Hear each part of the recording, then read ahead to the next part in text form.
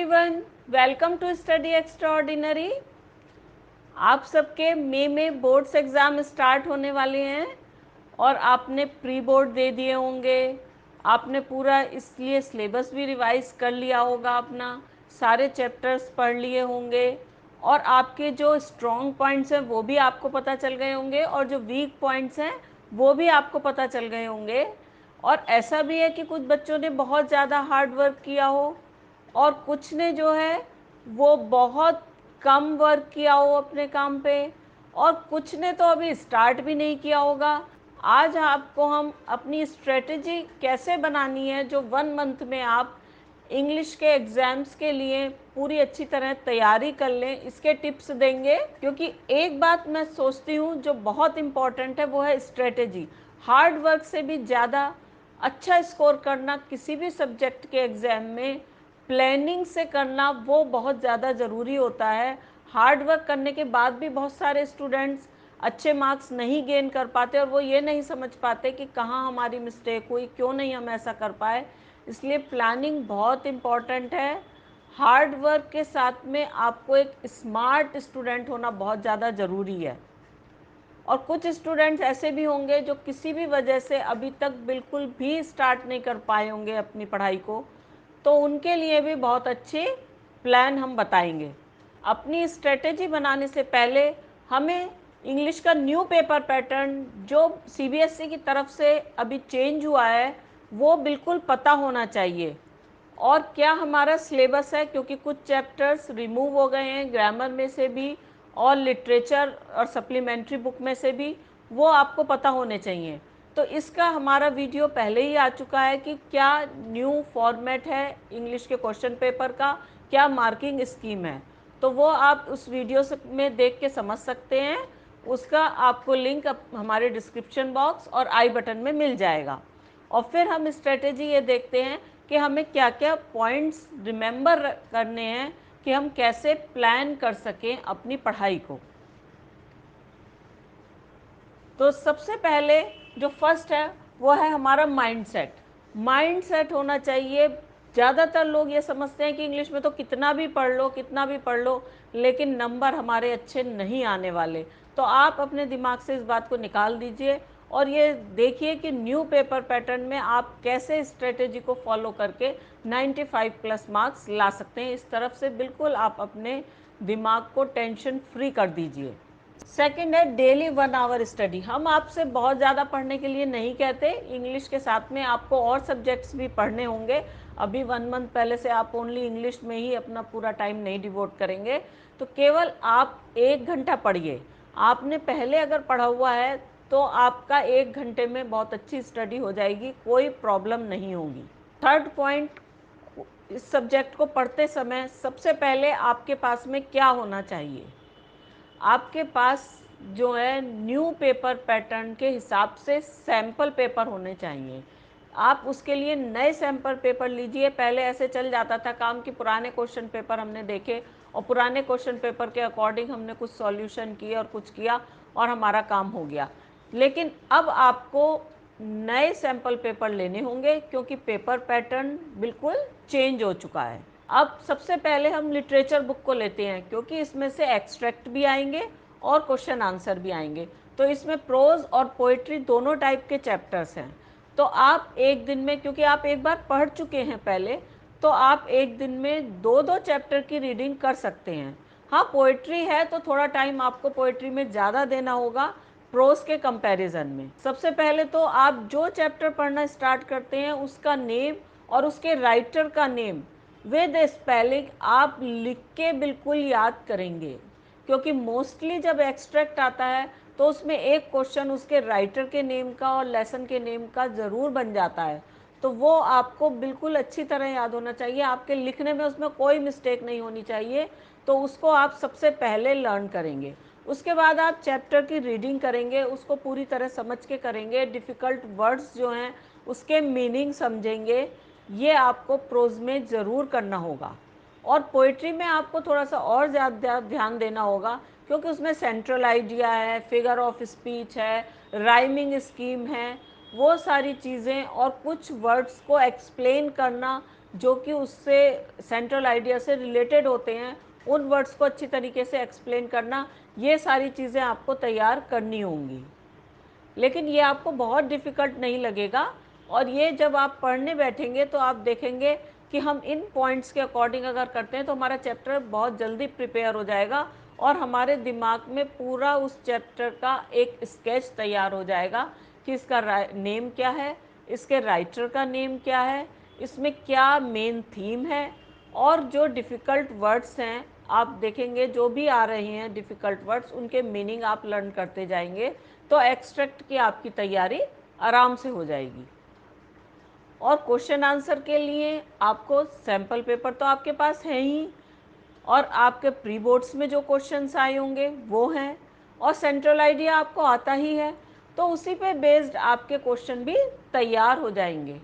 और आप ये भी देखेंगे कि जो प्रीवियस ईयर्स में है लॉन्ग क्वेश्चन किन टॉपिक्स पर आए हुए हैं, किन चैप्टर्स में से ज़्यादा आए हैं।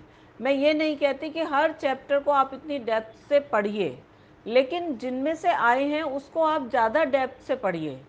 और जो आपको चैप्टर बहुत ज़्यादा डिफ़िकल्ट लग रहा है, क्योंकि इंटरनल चॉइस हमारे क्वेश्चन आंसर में है, और लॉन्ग क्वेश्चन में भी हमारे दो में से एक करने की चॉइस आती है, तो अगर कोई चैप्टर आपको बहुत ज़्यादा डिफ़िकल्ट लग रहा है और उसको समझने में आपको दिक्कत हो रही है, तो आप उसकी रीडिंग लगा के उसको छोड़ सकते हैं, क्योंकि और अगर सारे चैप्टर्स आपके तैयार हैं तो आपके पास एक चॉइस है लॉन्ग क्वेश्चन में भी, तो आप उसको छोड़ सकते हैं और उसमें बहुत ज़्यादा टाइम अपना नहीं वेस्ट करके टेंशन नहीं लीजिए। नेक्स्ट हमारी है सप्लीमेंट्री बुक। सप्लीमेंट्री बुक में से ओनली क्वेश्चन आंसर्स आते हैं, एक्सट्रैक्ट नहीं आते, लेकिन लेसन नेम, राइटर नेम हमें इसमें भी पता होना चाहिए। और इसमें जो क्वेश्चन आंसर आते हैं वो बहुत लेंदी, तो एक तो लेंदी आएगा ही आएगा, बाकी बहुत लेंदी नहीं आते, शॉर्ट में आते हैं। तो उसका यही है कि जो आपके क्लास में, जो आपके प्री बोर्ड्स में आए हैं, जो आपके सैम्पल पेपर में आए हैं, अगर आपने उतना सब कुछ तैयार कर लिया तो आप डेफिनेटली उन क्वेश्चंस को प्रॉपरली लिख पाएंगे। लेकिन कुछ क्वेश्चंस ऐसे होते हैं जो हमारे टिप्स पे एकदम हमें याद आ जाने चाहिए, क्योंकि वो इम्पॉर्टेंट इतने, उन चैप्टर्स के इम्पॉर्टेंट पॉइंट्स को बताते हैं, और फिर आपको वो अगर आते हैं इम्पॉर्टेंट क्वेश्चन तो आप उनके हिसाब से शॉर्ट वाले जो क्वेश्चंस हैं उनको तो आप आराम से कर पाते हैं। तो इसलिए सेंट्रल आइडिया क्लियर होना, मेन थीम क्लियर होना, और जो इम्पॉर्टेंट लॉन्ग क्वेश्चंस आए हुए हैं वो आपको क्लियर होने ज़रूरी हैं। और मुझे ऐसा लगता है कि 15 डेज़ में आप ये दोनों बुक आराम से तैयार कर लेंगे, आपको कोई दिक्कत नहीं होगी। और उसके बाद आप इनको बीच बीच में कभी कभी थोड़ा थोड़ा रिवाइज करते रहिए, एकदम मत छोड़िएगा, क्योंकि फिर हमें नहीं तो दोबारा से ज़्यादा टाइम देना पड़ जाता है। अब अगर हम ग्रामर की बात करें, जो ग्रामर की बात करें तो ग्रामर में आपके इंटीग्रेटेड ग्रामर आएगी। इंटीग्रेटेड ग्रामर में से भी जो चैप्टर्स आएंगे वो कुछ कम हो गए हैं, जैसे पैसिव वॉइस अब हट गया है, तो आपका एक डिफ़िकल्ट सा चैप्टर इसमें से हट गया है, पैसिव वॉइस नहीं आएगा। तो आपको ग्रामर की प्रैक्टिस ऐसे करनी है कि सैम्पल पेपर से आप जो होगा वो तो आप करेंगे ही करेंगे, उससे पहले एक बार आपके जो कोर्स में हैं चैप्टर्स ग्रामर के, जो आपको कोर्स बताया है उनके रूल्स रिवाइज कर लीजिए, क्योंकि ग्रामर में रूल्स के अकॉर्डिंग ही सब कुछ चलता है। आपका वो सेंटेंस लर्न करने से कि इस सेंटेंस में ये हुआ, इस सेंटेंस में ये हुआ, नहीं काम बनेगा। न्यू पेपर पैटर्न भी अलग तरीके का है, तो आपको अगर रूल्स आते होंगे तो आप उसको आराम से सॉल्व कर पाएंगे, और बहुत आसानी से आपकी सारी ग्रामर सही हो जाएगी और आप फुल मार्क्स लेके आ पाएंगे। लेकिन अगर आप ग्रामर को बहुत पहले से आपने ढंग से नहीं पढ़ा है और आपने पढ़ा ही नहीं है, या तो आपके पास ये थोड़ा समय कम है जिसमें कि आप रूल्स बहुत अच्छी तरह बार बार पढ़ें और लर्न करें। क्योंकि अगर आपने पहले रूल्स पढ़ रखे हैं तो आप एक एक बार रूल पढ़ के आपको वो रिवाइज हो जाएंगे और फिर वो एकदम पक्के लर्न हो जाएंगे। लेकिन अगर आपने पहले से रूल्स पढ़े ही नहीं है तो मैं ये कहूँगी कि आप ज़्यादा प्रैक्टिस पर ध्यान दीजिए। डिफरेंट टाइप के क्वेश्चंस, डिफरेंट टाइप के सेंटेंसेस जिस टाइप के न्यू पेपर पैटर्न में आएंगे वो आप सैम्पल पेपर से, अपने प्री बोर्ड के एग्ज़ाम से, और क्लास में जो आपके टीचर्स ने आपको असाइनमेंट में दिए हों वो सारे आप सॉल्व कर लें। और उसमें जहाँ पे आपको मिस्टेक लग रही हो उसको आप क्लियर करें कि ये मेरी मिस्टेक क्यों हो रही थी। तो इस तरीके से ऑटोमेटिकली जो मिस्टेक्स होंगी उससे आपको रूल का पता चलता जाएगा। अब हम राइटिंग सेक्शन की तरफ आते हैं कि राइटिंग सेक्शन में आपके क्या आएगा। ज़्यादा जो आपके कोर्स में बताया जा रहा है फॉर्मल लेटर है, एनालिटिक पैराग्राफ राइटिंग है। तो फॉर्मल लेटर के लिए आपको प्रैक्टिस तो करनी ही है। सबसे पहले आपका फॉर्मेट एकदम पक्का होना चाहिए, क्योंकि फॉर्मेट के भी मार्क्स होते हैं, इसलिए फॉर्मेट आपको बिल्कुल क्लियर होना चाहिए। जो भी आप राइटिंग सेक्शन में जो भी तैयार करें उसका फॉर्मेट आपको अच्छी तरह आना चाहिए। और सबसे बड़ी बात यह है कि वैसे तो हमारे वीडियो इसमें राइटिंग सेक्शन के ऊपर अलग से आ चुका है कि how to do good in your writing section, और फॉर्मल लेटर का अलग वीडियो है, वोकेबलरी बिल्डिंग का अलग वीडियो है। तो आप एक एक बार इन वीडियो को भी ज़रूर देखिएगा, जिसका लिंक आपको डिस्क्रिप्शन बॉक्स और आई बटन में मिल जाएगा। तो इससे आपको ये पता चलेगा कि आप कम समय में कैसे राइटिंग सेक्शन को बेटर बना सकते हैं। और आपका लास्ट मोमेंट पे मैं यही कहूँगी कि बहुत ही फ्लावरी सी जो है राइटिंग में आपके सेंटेंस बनाना, ये सब इस पे बहुत ज़्यादा ध्यान नहीं दें, करेक्ट सेंटेंस बनाने पे ज़्यादा जोर दें। थोड़े से हैवी वर्ड्स अगर आप यूज़ करेंगे तो वो अच्छा रहेगा, लेकिन अगर आप बहुत ज़्यादा heavy words, difficult words use करके ये सोचते हैं कि हम अच्छा कर लेंगे राइटिंग सेक्शन में, तो आप लास्ट मोमेंट पे इसमें ज़्यादा ध्यान ना दें, और ये ध्यान दें कि आपका फॉर्मेट सही होना चाहिए। वर्ड लिमिट में आपको लिखना है, तो आप कैसे उसको पॉइंट उसमें लिखें, और क्या टॉपिक्स जो हैं इम्पॉर्टेंट हैं। इम्पॉर्टेंट टॉपिक्स आपको कैसे पता चलेंगे, कुछ आपके सैम्पल पेपर में होंगे, प्री बोर्ड में दिए होंगे, असाइनमेंट में दिए होंगे, और इसमें आपके ओल्ड क्वेश्चन पेपर जो हैं वो भी वर्क करेंगे कि राइटिंग सेक्शन में जो भी आपकी चीज़ें आ रही हैं, जैसे फॉर्मल लेटर है या पैराग्राफ राइटिंग है, उसमें कौन से टॉपिक्स पहले आए हैं।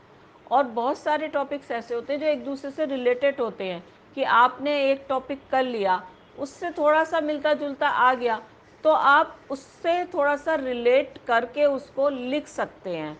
एकदम आप ब्लैंक मत होइएगा, ये मत घबराइएगा कि जर्नल टॉपिक्स जो मैंने पढ़े थे उसमें तो ये आया ही नहीं था, तो इसलिए घबराइएगा नहीं। तो पहले तो आप इसका फॉर्मेट बिल्कुल पक्का करिएगा, फिर वर्ड लिमिट के हिसाब से ये लिख के एक देखिएगा कि कितने वर्ड्स आपके लिखने के बाद में आपकी जो है पूरा एक्सप्रेशन हो पाता है राइटिंग में।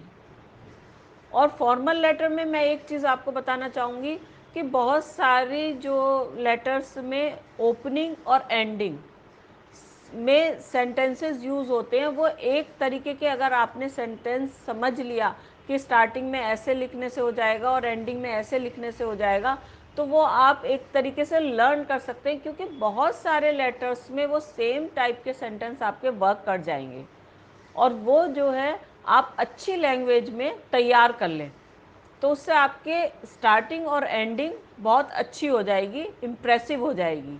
और स्टार्टिंग और एंडिंग तैयार करने से एक और बहुत बड़ा एडवांटेज आपको ये होगा कि जब आप आंसर दे रहे होंगे, आंसर शीट पर आंसर लिख रहे होंगे, तो आपका टाइम वेस्ट नहीं होगा, क्योंकि आपके माइंड में बिल्कुल क्लियर है कि स्टार्टिंग में मुझको ये लिखना है। उसमें सेंटेंस कंस्ट्रक्शन में आपकी कोई मिस्टेक नहीं होगी, स्पेलिंग मिस्टेक नहीं होगी, ग्रामेटिकल मिस्टेक नहीं होगी, और आपका सेंटेंस एक अच्छा सेंटेंस आप आराम से वहाँ पर लिख पाएंगे। और जो बीच में है वो आप अपने टॉपिक के हिसाब से सेंटेंस कंस्ट्रक्ट करके लिख सकते हैं। उससे आपके बहुत सारे नंबर सेव रहेंगे, वो तो आपको मिल ही जाएंगे। अब एक बहुत इम्पॉर्टेंट सेक्शन, और जो सबसे पहला सेक्शन है, वो रीडिंग सेक्शन है।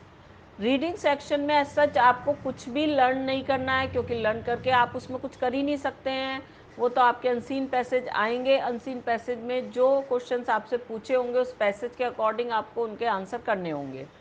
तो इसमें आप केवल केवल क्या कर सकते हैं, प्रैक्टिस। और बिल्कुल आप एकदम कूल होके उसकी प्रैक्टिस करें, क्योंकि अगर आप 2 4 5 पैसेजेस की प्रैक्टिस कर लेते हैं तो आपकी एक तो रीडिंग स्पीड बढ़ गई। इसी तरीके से मैंने आपको बोला है ना कि लिटरेचर के भी आप चैप्टर पढ़िए ज़रूर, क्योंकि रीडिंग स्पीड हमें बढ़ानी है और अंडरस्टैंडिंग बढ़ानी है। क्योंकि जितनी जल्दी हम पैसेज को रीड करके समझ लेंगे उतने अच्छे से हम आंसर कर पाएंगे और टाइम भी कम लगेगा हमारा। तो आपको रीडिंग सेक्शन के लिए सिर्फ प्रैक्टिस करनी है और इसमें वोकेबलरी भी आपकी अच्छी होनी चाहिए। तो वोकेबलरी बिल्डिंग वाला जो वीडियो है वो आप देख के और थोड़ी से ट्राई कर सकते हैं कि आप किस तरीके से वोकेबलरी को इस समय इम्प्रूव कर सकते हैं। तो इसके लिए आप जो नया सैम्पल पेपर आया है, क्योंकि उसमें क्वेश्चन भी डिफरेंट टाइप के हैं आपकी बार अनसीन पैसेजेस में, तो वो आप उससे प्रैक्टिस करिए। और जो आपके टीचर ने भी डेफिनेटली बताए होंगे कुछ कॉम्प्रिहेंशन आप कैसे तैयार करें, तो उनकी प्रैक्टिस कर लीजिए। इस समय लास्ट मोमेंट पे आपका इतना ही कॉम्प्रिहेंशन का करने से रीडिंग सेक्शन में आप बहुत अच्छा कर पाएंगे।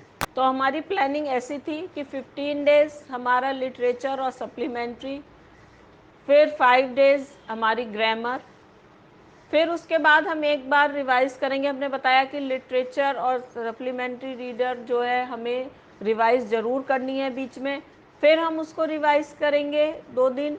फिर हम राइटिंग सेक्शन देखेंगे कि राइटिंग सेक्शन में हमारे को फॉर्मेट वगैरह कैसे लर्न करने हैं, कैसे हमें सैम्पल पेपर से कुछ जो है पढ़ने हैं तरह तरह के, और जो है कुछ एक दो लिख के भी ज़रूर देखने हैं आपको, एक दो आप लिख के भी ज़रूर देखेंगे। और उसके बाद आता है रीडिंग सेक्शन, और रीडिंग सेक्शन में कॉम्प्रिहेंशन की आप सैम्पल पेपर से प्रैक्टिस करेंगे। और फिर लास्ट में आपका 1 और 1.5 डे जब बचेगा तब आपको ओनली इंग्लिश करनी होगी। उस समय आप दूसरा सब्जेक्ट बिल्कुल नहीं करें और उस समय केवल आप इंग्लिश पे कॉन्सेंट्रेट करें, और जितना भी आपने पढ़ा है सबको आप रिवाइज कर लें और बिल्कुल टिप्स पे आपके आ जाएगा ये सारे पॉइंट्स। सबके पोएम का ध्यान आते ही आपको ध्यान आ जाएगा इसमें कौन सी फिगर ऑफ स्पीच है, इसमें क्या राइमिंग स्कीम है, क्या इसके पोएट का नेम है, क्या इसमें इंपॉर्टेंट क्वेश्चंस हैं।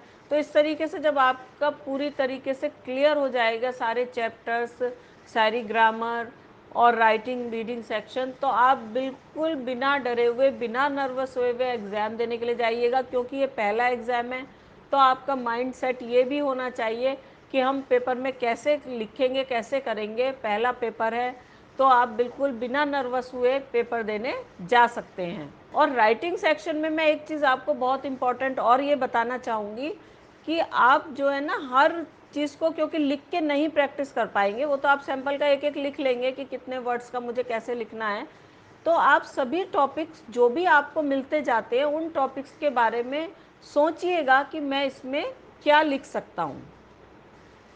आपकी स्टार्टिंग और एंडिंग सेट है, आपका लेटर में बीच में आपको किस प्रॉब्लम पे लिखना है, उसके लिए 2-4 पॉइंट अगर आपके दिमाग में होंगे तो आपका दिमाग एग्जाम में ब्लैंक नहीं होगा कि अरे मैं इसमें क्या लिखूं। क्योंकि आप जितने ज़्यादा से ज़्यादा टॉपिक्स को सोच के जाएंगे उतना ही अच्छा वहाँ पर लिख पाएंगे। तो आई होप कि मैंने जो ये पॉइंट्स बताए हैं, आपको जो टिप्स दिए हैं कि कैसे आप 1 मंथ में इंग्लिश को तैयार करें, और बहुत कम समय आपको देना है क्योंकि और सब्जेक्ट्स आप अभी से कोई पढ़ना बंद नहीं करेंगे, तो आपको और सब्जेक्ट्स के साथ में इंग्लिश को केवल 1 आवर देना है डेली।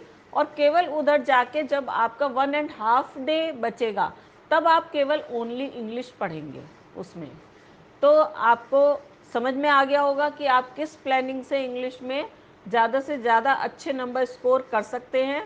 और आई होप कि आपको ये वीडियो हेल्पफुल ज़रूर लगा होगा, तो आप इसे अपने फ्रेंड्स को शेयर करिएगा और हमारे इस वीडियो को लाइक भी करिएगा और हमारे चैनल स्टडी एक्स्ट्रा ऑर्डिनरी को सब्सक्राइब करिएगा।